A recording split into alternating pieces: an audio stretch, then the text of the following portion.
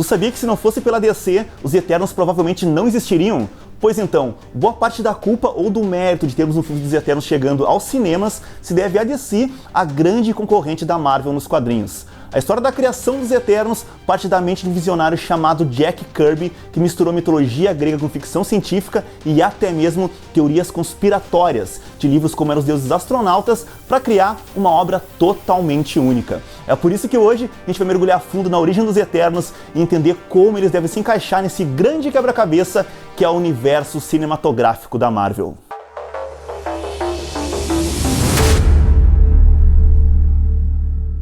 Salve nerds, eu sou o Luiz Mário e hoje a gente vai conhecer a fundo todo o universo dos Eternos, desde a sua criação, como eles surgiram na linha editorial da Marvel e quem são os principais membros desse grupo de heróis literalmente milenares. Por isso, deixa agora mesmo aquele like para que esse vídeo possa chegar até mais pessoas e também aproveita e se inscreve no canal para saber sempre que rolar um vídeo novo por aqui. Vamos lá então? Em 1970, Jack Kirby, um dos maiores quadrinistas de todos os tempos, ele deixa a Marvel para trabalhar na sua concorrente, a DC, onde ele dá início à Saga dos Novos Deuses, uma história épica que mistura conceitos de mitologia e ficção científica. Isso te lembra alguma coisa? Pois então, infelizmente, a Saga dos Novos Deuses acaba sendo cancelada pela DC e a sua história não é concluída. Depois de toda essa frustração, o Jack Kirby ele volta para a Marvel em 76, onde ele começa a traçar os primeiros esboços daqueles que seriam os Eternos. A Saga dos Eternos tinha um conceito muito similar ao que foi usado pelo Jack Kirby nos Novos Deuses. E assim como aconteceu na DC, a Saga dos Eternos também acaba sendo cancelada sem resolver muitas das suas tramas. Os Eternos só voltariam a aparecer nos quadrinhos da Marvel em 1980, na edição 301 do Thor, onde alguns detalhes da história dos Eternos que não foram concluídos na edição de 76 finalmente tiveram seus pontos conectados. Depois da aparição em Thor, os Eternos e toda a mitologia em torno deles têm aparecido ou sido mencionado em várias publicações da Marvel, principalmente pelo fato de que o experimento dos Celestiais com a humanidade tem sido usado para explicar como que certos humanos são capazes de desenvolver superpoderes ao invés de morrer ao ser picado por uma aranha radioativa. Mas vamos com calma, que antes de entender como que os Eternos acabaram influenciando na criação de super-heróis emblemáticos como o Homem-Aranha, a gente vai ter que entender quem de fato são os Eternos. Há cerca de 1 milhão de anos atrás, os Celestiais visitaram a Terra naquilo que ficaria conhecida como a primeira expedição e realizaram alguns experimentos genéticos assim que começaram a surgir os primeiros ancestrais da humanidade que já tinham uma certa diferença evolutiva bem clara em relação aos macacos. Até aí beleza, mas e quem são os Celestiais? Os Celestiais são entidades cósmicas poderosas, responsáveis por influenciar diferentes eventos da Terra. De certa forma, a gente pode considerar os Celestiais como cientistas cósmicos que faziam testes e experimentos genéticos nas espécies primitivas que habitavam o nosso planeta. Na primeira fase desses experimentos, o Celestial conhecido como Gamenon, o coletor, ele reuniu vários espécimes do nosso planeta. A partir daí, Celestiais como Ziran, o testador, Nezar, o calculador e Tiamut, o comunicador, eles começam a alterar os genes desses espécimes, dividindo eles em 3 grupos. O primeiro grupo é conhecido como os deviantes, que são seres geneticamente instáveis e, devido a essa instabilidade genética, eles possuem uma aparência monstruosa e grotesca. Assim como as primeiras viagens dos Asgardianos à Terra deram vida à mitologia nórdica e toda a cultura viking, os primeiros encontros entre humanos e deviantes deram origem às antigas lendas de criaturas como trolls e ogros. O último grupo é formado por humanos normais que ganharam um gene adormecido que pode despertar ao longo do tempo. Bem curioso, não é mesmo? Pois então, esse gene poderia se revelar de várias formas, como por exemplo o gene X dos futuros mutantes. E eles também explicam por que personagens como Bruce Banner e Peter Parker ganharam seus poderes em situações que teriam matado uma pessoa normal. Agora faz todo sentido, não é mesmo? Pois então, o grupo que mais nos interessa por aqui, que são os Eternos, eles foram criados na segunda fase dos experimentos dos Celestiais.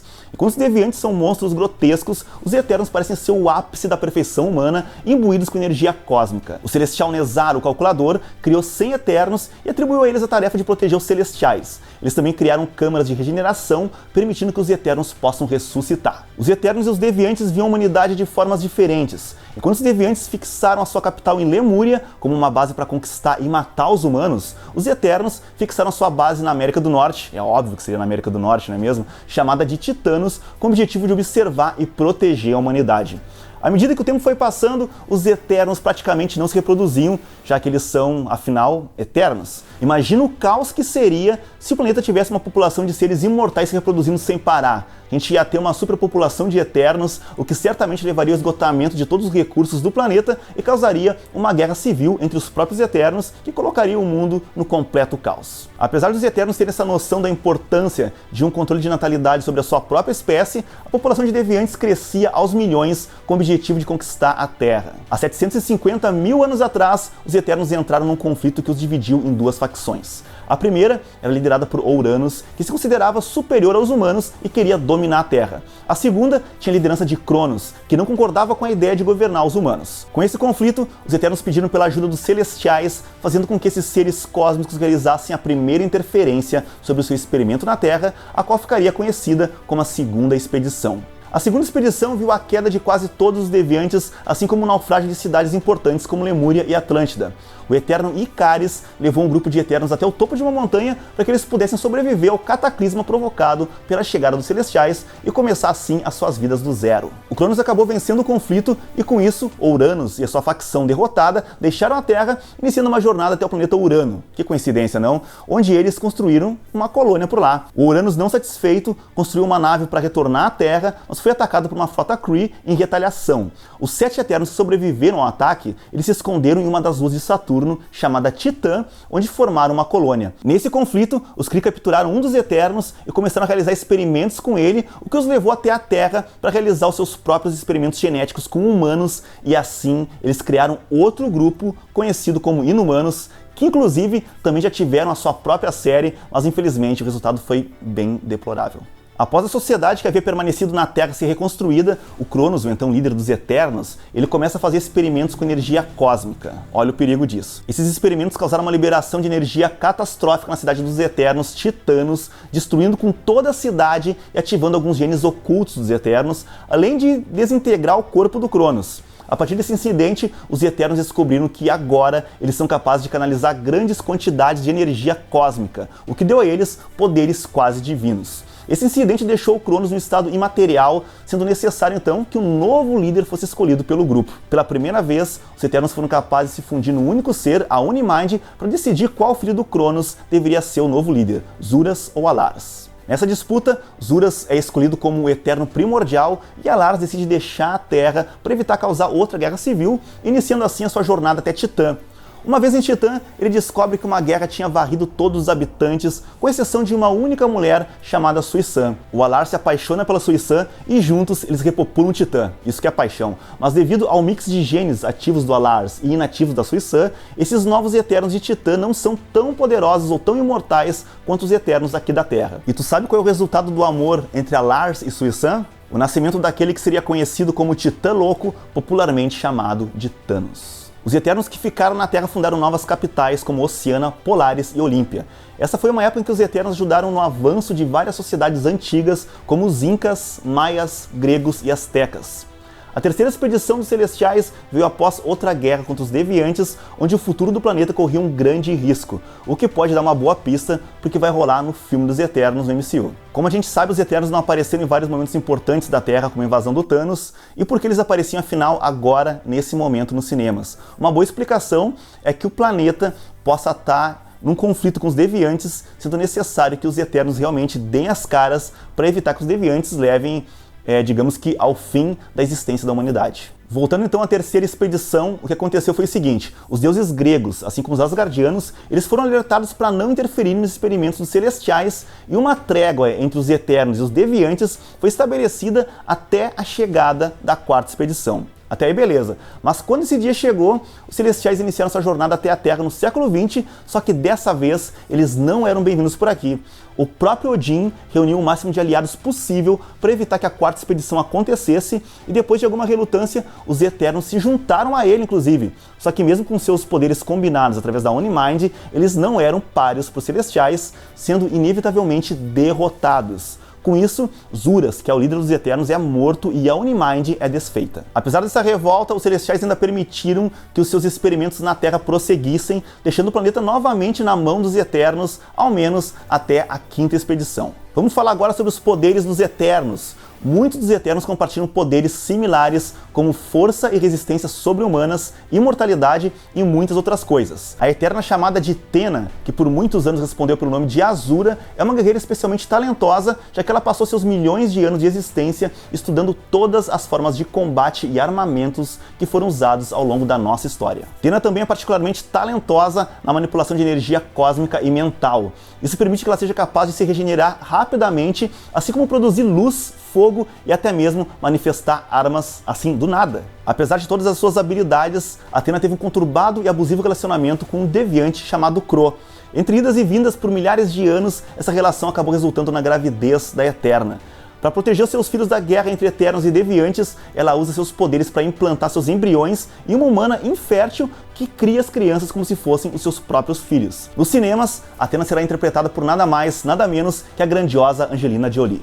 O Icarius dedicou muitos anos treinando para aprimorar suas habilidades para além dos outros Eternos. Ele ganhou a habilidade de super cura, assim como desenvolveu seus sentidos quase à perfeição. A sua capacidade de manipulação de energia cósmica permite que ele atire raios poderosos a partir dos seus olhos e das mãos. Ele também é um líder natural e já liderou um grupo de Eternos para restabelecer a sociedade após a segunda expedição dos Celestiais ter afundado civilizações inteiras, como a Atlântida e a própria Lemúria. Durante o tempo que ele passou na Grécia Antiga, o Icarius teve um filho com uma mulher humana, o qual recebeu o nome de Ícaro. Após o Icarius enfrentar uma legião de deviantes, o seu filho usou uma espécie de par de asas mecânico para procurar pelo seu pai, mas ele acabou voando alto demais e acabou perdendo o controle ao ter as suas asas danificadas pelo calor da atmosfera. O Icarius já se deparou com muitos aliados e inimigos ao longo da sua vida. Só para ter uma ideia, ele ajudou o Raio Negro a fundar uma cidade para os Inumanos e já foi até mesmo salvo pelo Tony Stark. Ele também já teve cara a cara com Thanos e até mesmo participou do torneio dos campeões do Grão-Mestre em Sakaar.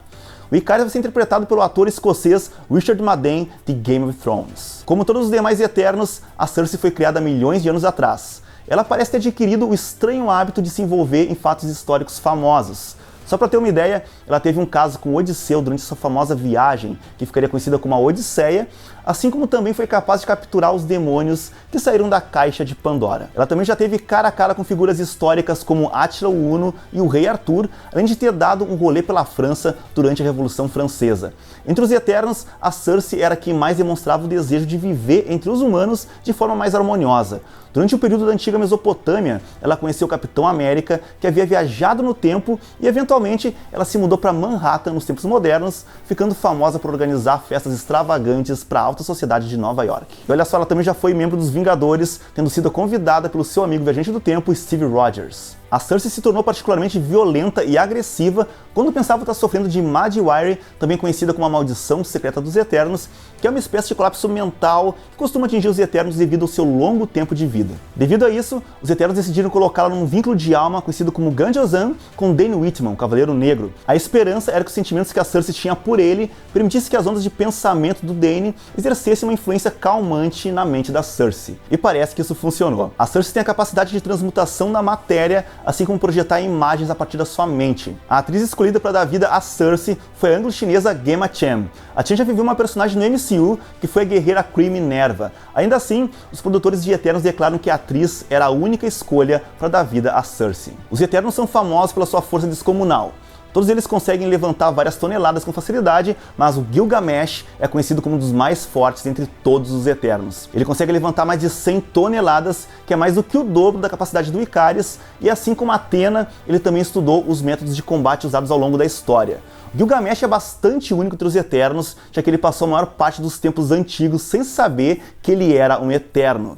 Ele se tornou um rei e guerreiro que, ironicamente, buscava pela imortalidade sem fazer a menor ideia que ele já era um imortal. Ele derrotou bestas, derrubou tiranos e costumava ser confundido com heróis antigos como Hércules. Quando sua verdadeira linhagem lhe foi revelada, ele foi evitado pelos outros Eternos, o que fez com que ele viesse a ser conhecido como o Esquecido. Pobre Gilgamesh, não é mesmo? Após descobrir a sua origem como Eterno, Gilgamesh acabou sendo preso por Zuras, que era o líder do grupo. O Zuras, inclusive, exilou Gilgamesh numa seção específica de Olímpia, justificando sua decisão como tentativa de impedir a insistência do Esquecido de intervir nos problemas dos humanos. Gilgamesh passou séculos banido, mas acabou sendo solto pela Sprite para que pudesse ajudar na próxima expedição dos Celestiais.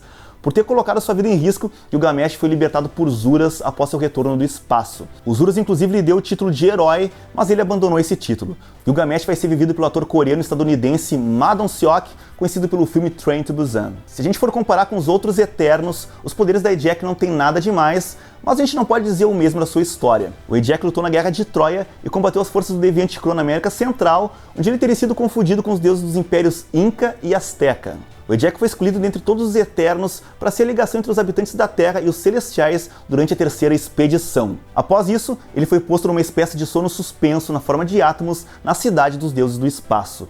Lá, ele aguardaria ser acordado por Icarius no eventual retorno dos Celestiais. O Jack acordaria apenas na Era Moderna com a quarta expedição dos Celestiais. O Jack tinha uma relação conflituosa com heróis como Thor e Zeus, assim como com a sua companheira Makkari. Isso porque em outro momento da história, a Sprite consegue enganar os Eternos para despertar um Celestial banido, conhecido como Celestial Sonhador, com o objetivo de usar o seu poder para ter um corpo adulto. Para grande decepção do Jack, que tinha como missão de vida possibilitar a comunicação entre Eternos e Celestiais, o Eterno Makkari é escolhido pelo Celestial Sonhador como seu único elo de comunicação. Também por ver a comunicação com o Celestial banido como blasfêmia, o Jack acaba por alimentar o ódio mortal por Makkari. Apesar desses detalhes, o Jack é um líder forte e eficaz e já participou de inúmeros conflitos importantes, como a invasão Skrull e a chegada dos Celestiais Negros. Nos cinemas, a atriz e produtora Salma Hayek dará vida a uma versão feminina de Jack, e ao que tudo indica, a personagem será capaz de se comunicar com Celestiais, assim como nas HQs. Nas HQs, Kingo Sunen teve origem no assentamento japonês dos Eternos, mais precisamente nas montanhas de Hokkaido. Durante o século XVI, Kingo aprendeu os costumes e habilidades samurais, e apesar de ter todos os poderes dos Eternos, ele prefere não usá-los em batalha para lutar no estilo tradicional dos samurais. Kingo já se desentendeu várias vezes com um Eterno problemático chamado Druig. Na Era Moderna, o Kingo se tornou uma estrela de filmes de ação japoneses, ao contrário do filme dos Eternos, onde ele faz carreira em Bollywood. É só quando a quarta expedição dos Celestiais chega na Terra que o Kingo se teleporta até Olímpia para se juntar aos outros Eternos e formar a Unimind para tentar parar a ameaça que estava por vir. Nos cinemas, o personagem vai ser interpretado pelo ator, humorista e roteirista paquistanês-estadunidense Kumail Nanjiani. Ao contrário da maioria dos Eternos, o Sprite é uma criança imatura que adora usar suas habilidades de criar ilusões para pregar peças nos demais Eternos, assim como nos humanos. Essas atitudes e comportamentos devem ter algo a ver com o fato de que o Sprite é, de certa forma, amaldiçoado a viver como criança. As suas habilidades de criar ilusões são as melhores já vistas entre os Eternos, e ele inclusive serviu como fonte de inspiração para personagens literários como Peter Pan. Sprite é conhecido por ter causado aquela que foi provavelmente uma das maiores calamidades da história dos Eternos. Com o objetivo de achar uma forma de finalmente poder crescer, ele planejou usar o poder do grande Celestial Sonhador para apagar as memórias de todos os Eternos, levando eles a viver como seres humanos normais. O seu plano, contudo, é descoberto e ele é morto por Zuras, permitindo que os Eternos recuperassem suas memórias, apesar disso demorar alguns anos para acontecer. Em determinado ponto dos quadrinhos, um evento causa a morte em massa dos Eternos, mas a sua natureza eterna faz com que eles renasçam.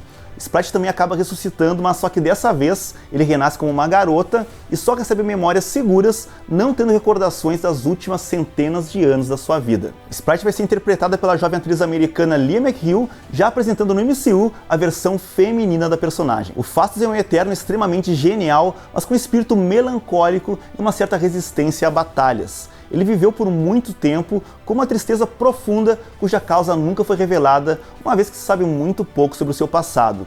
Ele era frequentemente confundido com o deus grego Hefesto por causa das suas habilidades como ferreiro de armas, e desde então ele segue em uma busca de algo que o faça compreender o sentido da vida. Ele foi professor de grandes cientistas e foi capaz de criar armas incríveis como, por exemplo, a espada do Kingo. Durante a Era Moderna, o Phastos se uniu aos demais Eternos para combater os Deviantes e o vilão Apocalipse. Nesse período, os Eternos vieram a público sem revelar sua verdadeira origem e se apresentando como um grupo de super-heróis. O Phastos vai ser interpretado pelo estadunidense Brian Tyree Henry e viverá o primeiro romance LGBTQ+, do MCU. Makkari tem os mesmos poderes dos demais Eternos, mas passou sua vida focado em aprimorar a sua velocidade. Ao longo da história, ele foi confundido com os deuses Hermes e Mercúrio. Durante a Segunda Guerra Mundial, ele assumiu a identidade do deus Mercúrio no combate ao deviante Cro, que foi o responsável por instigar os conflitos que surgiam pela Europa. Mais adiante, ele usa a identidade heróica de Furacão, deixando a humanidade acreditar que ele era o filho do deus do trovão Thor, enquanto ele protegia a Terra de diferentes perigos. O Makari foi um dos primeiros Eternos a surgir, criado pelo celestial Tiamut, o Comunicador. Mais tarde, esse celestial acabaria sendo condenado a um estado de sono suspenso, passando a ser conhecido como Celestial Sonhador. Devido a essa conexão, o Makari acaba sendo o único capaz de se comunicar com o Celestial Sonhador quando ele é acordado, se tornando assim uma espécie de profeta do Celestial, o que deixou outros Eternos, como o Jack, cheios de inveja.